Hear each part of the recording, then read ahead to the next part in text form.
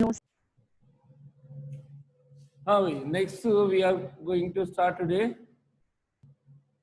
electric potential due to an electric dipole on its equatorial position.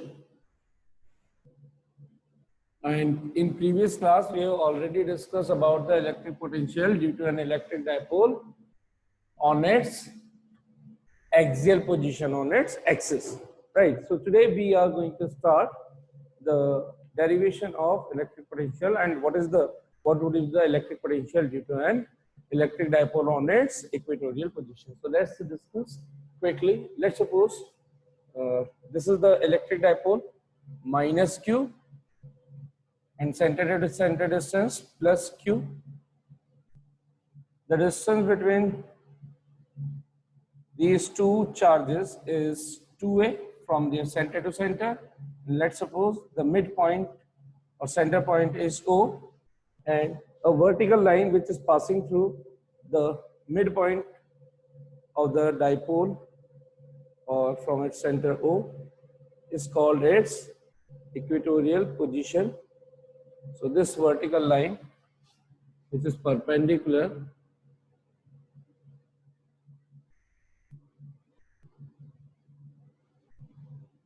to the center O, is called equatorial position. At any point P, we need to find the total electric potential. Vp total we need to find. So simply I'll be just writing Vp total means Vp we need to find. What we'll do, we know that between O to A distance will be A and O to B distance will be A, because the total distance is to A, O is the midpoint. So if I'll be joining, if I need to find the total electric potential, what should be the concept for this? We should find the electric potential due to each individual charge, and after that we need to add them algebraically, and hence we'll be obtaining the total potential. Why algebraically? Why not vector sum? Because electric potential is a scalar quantity, not a vector quantity. So simply by obtaining the result or by obtaining the formula or expression for electric potential due to each individual charge, we'll find at point P, and after that we'll be adding them by simple algebraic rules, plus minus whatever would be there. So minus q would be substituted directly as minus q, plus q will be substituted directly as plus q. Got it? So all right, we are going to do that. We have not given the distance between A to P and B to P, so we need to assume what we have given is the 2A distance only and minus q plus q only. So let's suppose due to point A, at point P, the distance between them A to P I have assumed as r, and if I am assuming, okay, let it be, this is the distance r. If this distance is r, then what should be this distance? This should be hypotenuse, since it is the perpendicular.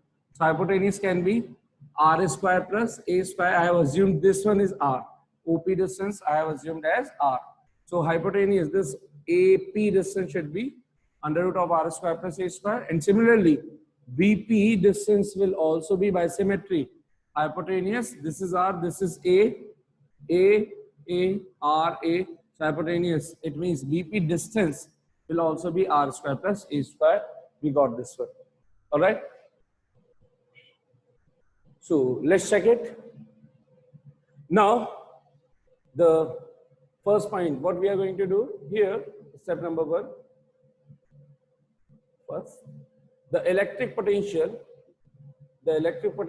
at point P due to charge minus q placed at point A will be given by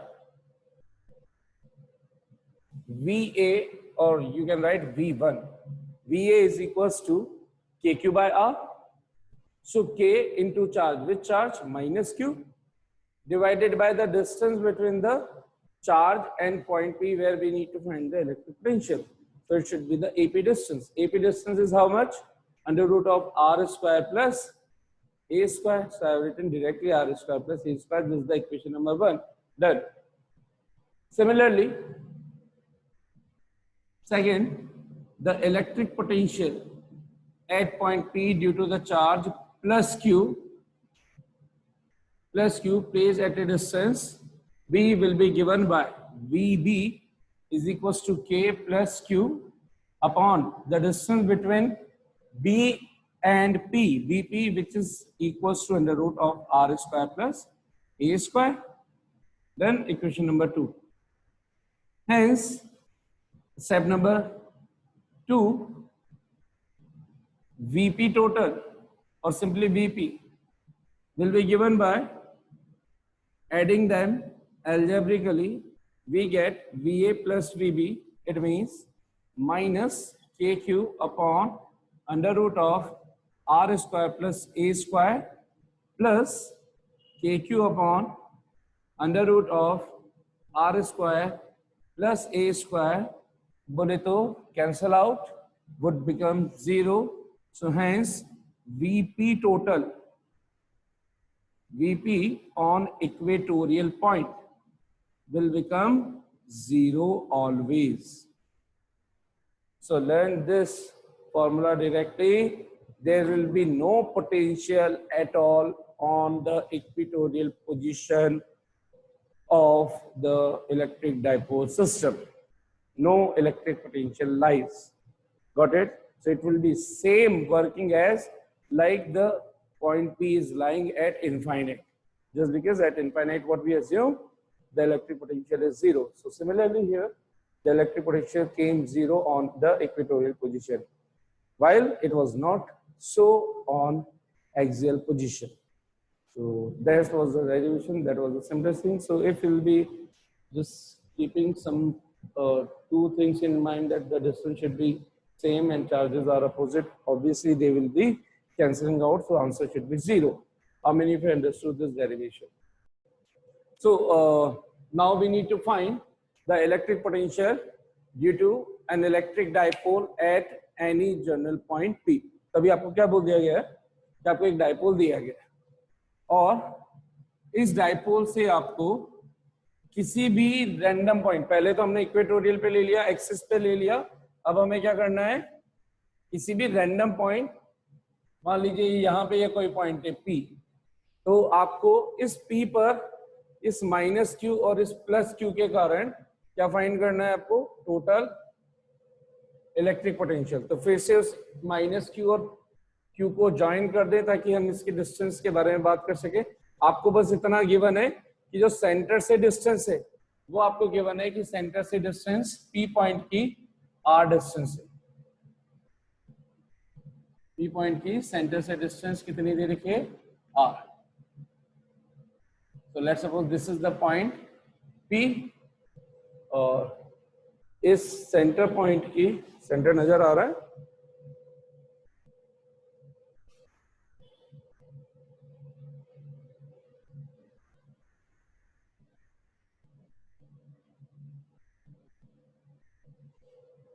this is the center point O, this is A, this is B, and the whole distance is 2A. This is given R distance, और आपको बोल दिया गया है कि let's suppose this OP distance is making an angle theta from the axis of the what, dipole axis, या electric dipole moment vector के साथ ये कितना एंगल बना रही है, ये आपको गिवन है P वेक्टर के साथ the angle formed by the OP vector is R vector, OP vector is theta। तो अब इसको हम यहाँ पे मैंने बोल दिया कि R वेक्टर है जिसका मैग्नीट्यूड कितना हो जाएगा R, तो यहाँ पे मैंने इसको मान लिया R1 वेक्टर, इसको मान लिया R2 वेक्टर। तो इसको करने के दो तरीके हैं, ठीक है, एक तरीका जिसके अंदर डायरेक्ट एजम्पशंस चलती है और एक तरीका जो प्रॉपर होता है। तो मैं दोनों तरीके बताता हूँ आप लोगों को ताकि आपको कंफ्यूज ना हो। सबसे पहले तो प्रॉपर तरीका देखेंगे, फिर शॉर्टकट देखते हैं इसका। माइनस क्यू से प्लस क्यू पे इसकी ये डायरेक्शन होती है किसकी, पी वेक्टर की बोले तो इलेक्ट्रिक डायपोल मोमेंट की। So this is the direction of p vector, electric dipole moment p vector की। अगर ये पी वेक्टर है और वेक्टर फॉर्म में if we are representing all the things, let's suppose this one is r1 and this one is r2, r1 vector, r2 vector, and clearly if I am representing vector and these distances are represented in terms of vector, then this AO distance should be a vector. So a vector किस direction में है, first a के लिए ये a की direction किधर से किधर होनी चाहिए, a से o की तरफ, क्योंकि p वेक्टर की डायरेक्शन a to b है। इसी तरह से o से b का जो a डिस्टेंस है उसको अगर वेक्टर फॉर्म में लिखना होगा तो a वेक्टर की डायरेक्शन क्या होगी, o b वेक्टर। तो हम यहाँ पे लिख सकते हैं here a vector is given by ao vector is equals to ob vector, a की डायरेक्शन में, ठीक, in the direction of along the same direction of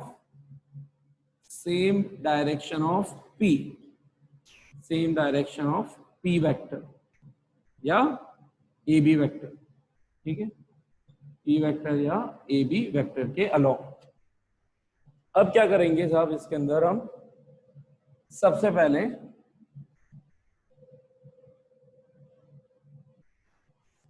हम लगाएंगे इसके अंदर कौन से रूल, हमारे वेक्टर्स के रूल, ठीक है। तो वेक्टर्स के रूल क्या बोलते हैं, r1 vector, r vector, a vector, एक ट्राइंगल नजर आना चाहिए आपको OBP। सो स्टेप 1 या पहले सबसे क्या पहले करते हैं, नेट पोटेंशियल निकाल लेते हैं, फिर उसमें जो रिक्वायर्ड होगा उसको हम वेक्टर हेल्प से निकालेंगे। देखते हैं यहाँ पर, हियर अब मैं डायरेक्ट लिख रहा हूं, VP total should be given by VA plus VB। अगर इनके मैग्नीट्यूड वाइज बोलेंगे तो सिंपली इनको R1 लिखा जाएगा, सिंपली इसको R लिखा जाएगा, सिंपली इसको R2 लिखा जाएगा, ठीक है। सो VA प्लस VB होना चाहिए, A पर जो चार्ज है उसके कारण P पर पोटेंशियल, B पर जो चार्ज है उसके कारण P पर पोटेंशियल। सो A पर कितना चार्ज है, माइनस Q, और इससे डिस्टेंस हमने क्या एज्यूम कर रखी है, R2, और B पर कितना चार्ज है, प्लस Q, उस पर डिस्टेंस, उससे डिस्टेंस P की कितनी एज्यूम कर रखी है, R1। गिवन क्या है, R डिस्टेंस, और क्या गिवन है, थीटा। तो हमारा answer, final answer it should be R theta. In fact आपको P गिवन है एक्चुअल में, तो अगर R गिवन नहीं होगा तो P गिवन होगा, तो आपका फिर फाइनल आंसर P और R की टर्म्स, R तो गिवन है, OP डिस्टेंस तो गिवन रहेगी आपको, 2AB गिवन रहेगी, तो ये दो चीजें तो गिवन रहेगी, सही। तो थीटा है, तो आपका आंसर A थीटा R की टर्म्स में या P की टर्म्स में फाइनली ऑब्टेन करना है। R1 R2 we have assumed. So here VA का मतलब क्या हो गया, the electric potential due to charge P। अलग अलग कर देता हूं, वैसे मैं चाह रहा था यही कर दूं, लेकिन फिर कुछ लोगों को तकलीफ नहीं हो जाए तो यहाँ पे मैं अलग से कर रहा हूं। Since here VA is equals to, since here VA is equals to K minus Q upon R1 minus KQ upon R1 is equals to electric potential at point P due to charge minus Q. Equation number 2.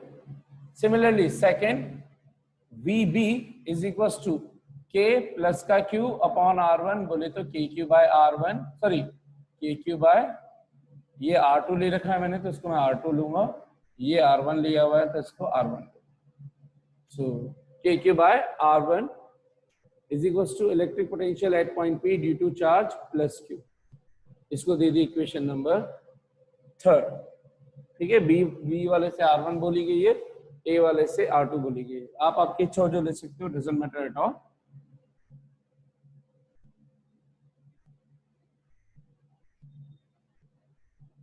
ठीक है, R1 R। Now substituting these two from 2 and 3 into equation number 1. So by 2 and 3 into 1 we get, क्या मिलेगा हमको, VP is equals to minus के Q upon R2 plus के Q by R1। Common ले लिया मैंने के क्यू, तो ये मेरे पास हो गया 1 अपॉन R1 प्लस का 1 अपॉन R1, और फिर बाद में माइनस है तो इसको मैंने थोड़ा सा तमीज से लिख दिया 1 upon R2। Equation number 4, since we have assumed the R1 and R2, so now we need to substitute the values R1 and R2। अब इस जगह से ही दो मेथड चलते हैं आपके यहाँ पर। तो सबसे पहले मैं एक काम करता हूँ, शॉर्ट मेथड समझा देता हूँ और लॉन्ग मेथड को नेक्स्ट क्लास के अंदर समझाता हूँ, क्योंकि अभी उतना टाइम रहेगा नहीं। तो पहले मैं सोचा था कि लॉन्ग मेथड को समझाता हूँ। देखिए अब यहाँ पे शॉर्ट मेथड क्या होता है। हमने क्या किया, ये दिखाने के लिए इतना बड़ा दिखाया है, ये इतना बड़ा होता नहीं। आपको पता है कि डाइपोल तभी बोला जाता है कि जब जो अपोजिट चार्जेस सेम मैग्नीट्यूड के बहुत पास सिचुएटेड हो, यानी कि ये इतने भी दूर नहीं है, ये इतने से ही पास है, या इससे भी और पास बोला जा सकता है माइनस क्यू प्लस क्यू, और इससे किसी जनरल पॉइंट पर आप फाइंड कर रहे हो। तो ये अब आपको समझ में आ जाना चाहिए कि इस तरह की कुछ सिचुएशन हम फाइंड कर रहे हैं यहाँ पर, ठीक है, इस जगह पर ये ऐसी ऐसी और ऐसी। तो आप देखेंगे कि ऑलमोस्ट ये तीनों लाइन बहुत ज्यादा डिफरेंट नहीं है अगर लेंथ वाइज बोलूं तो इसको ऐसे समझिएगा कि अगर ये है, ये डिस्टेंस है, ये पॉइंट है और ये पॉइंट है, थोड़ा सा सिस्टम को छोटा करते हैं, प्लस क्यू,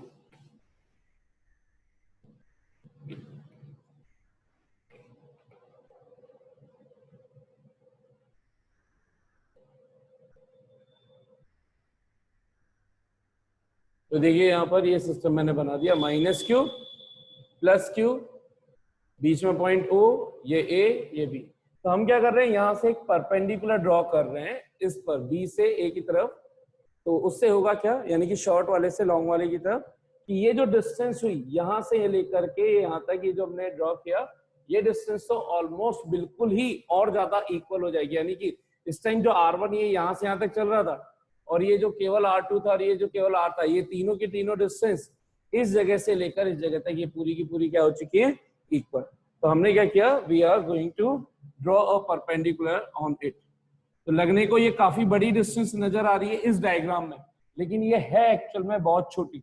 तो ये डिस्टेंस भी अब किसके बराबर हो गई, R के बराबर, ये भी डिस्टेंस R के बराबर हो गई। तो बेसिकली सबसे लॉन्ग कौन है, R2, ये सबसे शॉर्ट कौन है, R1। तो ये वाली डिस्टेंस आप समझ लो कि ये R1 है, तो ये डिस्टेंस भी R1 हो गई और ये डिस्टेंस भी R1 हो गई इस पॉइंट से जहां पर हमने परपेंडिकुलर ड्रॉ किया। तो इसको B के बाद मैंने इस पॉइंट को N बोल दिया। तो NP distance is also R1 और BP distance is also R1, लेकिन AP डिस्टेंस थी टोटल R2। तो AP डिस्टेंस थी R2, यहां से यहां तक की डिस्टेंस, उसमें से NP डिस्टेंस हो गई है R1। तो रिमेनिंग डिस्टेंस कितनी होनी चाहिए, R2 माइनस R1। तो ये वाली जो डिस्टेंस बच रही है वो कहलाएगी क्या, R2 माइनस R1। क्लियर। और अगर कोई पूछे कि R, ये सब ये R1 या ये जो हमने NP है, तो हम इसको ऐसे बोल सकते हैं, NP is almost equal to, इस पॉइंट को भी कुछ नाम दे देता हूं M, NP is almost equal to, MP is almost equal to, BP is equal to, आप बोल सकते हो R। क्यों, इस सिचुएशन कुछ ऐसी है ये वाली। तो ये मैं क्या बोल रहा हूं, कौन से मेथड के लिए, शॉर्ट डायरेक्ट। तो ये R1 या R1 R2, तो ये सब क्या बन चुके हैं, R। इसको थोड़ा सा सॉल्व कर ले हम, तो क्या बन जाएगा, VP is equal to KQ R1 R2 upon R2 minus R1। तो देखो यहाँ पर R2 माइनस R1 ये दिख रहा है। अगर ये दिख रहा है और इसके अंदर क्योंकि ये एंगल थीटा है, तो ध्यान से देखिएगा, ये एंगल थीटा होगा तो ऑलमोस्ट ये एंगल भी थीटा माना जा सकता है शॉर्ट के लिए। अगर ये एंगल थीटा था तो ये एंगल भी क्या मान सकते हैं, थीटा। इस चीज को समझिएगा बस। तो ये N, ये B और ये A। तो AN डिस्टेंस हमारे पास है R2 माइनस R1, ठीक, और AB डिस्टेंस है हमारे पास 2A। इसी को अब थोड़ा एनलार्ज फॉर्म में यहाँ पे दिखना स्टार्ट हो जाना चाहिए, जिसको मैं फिर से यहाँ पे बना रहा हूं।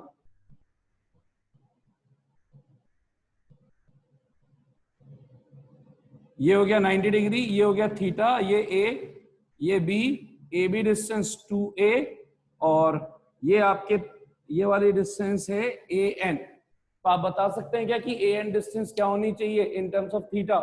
जल्दी से। ये 90, ये थीटा, ये 2a,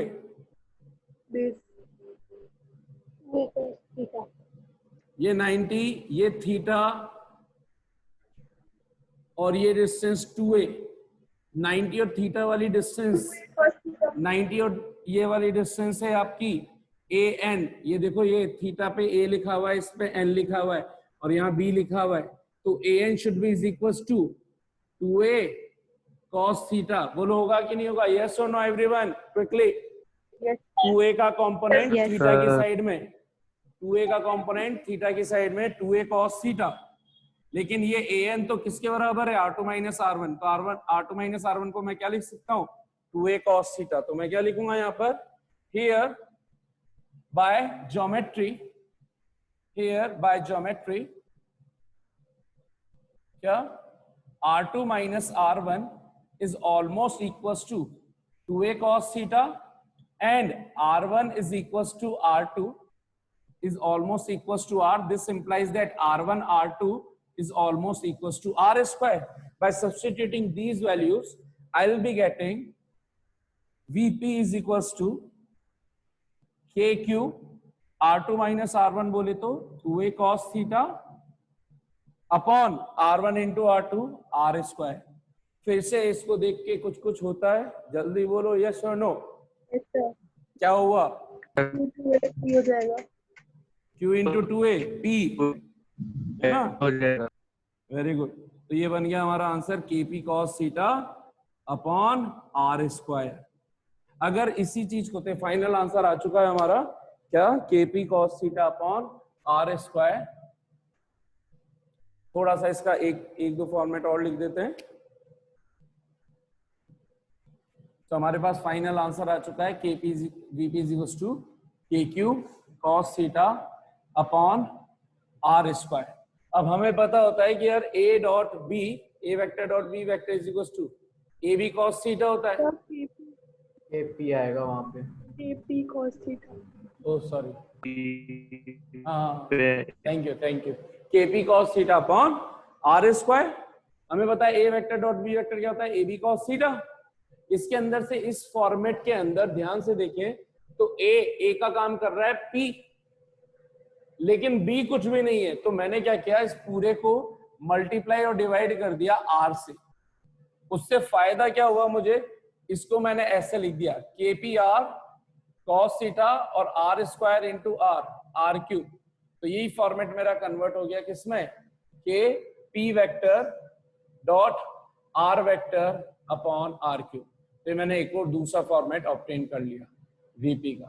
so I am having two formulas of VP in simple KP cos theta upon R square is equals to KP vector dot R vector upon R cube. This is the total electric field at point P at any general position. ठीक है? तो अब आप देख लीजिए, अगर बिल्कुल इस थीटा को, ये जो यहाँ से 30 डिग्री 60 डिग्री पे नजर आ रहा है, अगर मैं यहाँ पे बिल्कुल वर्टिकली रख दूंगा तो कॉस कितना हो जाएगा? 90, और कॉस 90 कितना होता है? 0। यानी इक्वेटोरियल पे आंसर क्या जाना चाहिए? 0 आया भी था, इससे पहले ऑप्टेन किया था। और एक्सिस पे कर दूंगा तो थीटा कितना हो जाएगा? 0 cos 0 1। आंसर क्या जाएगा? KP upon R square.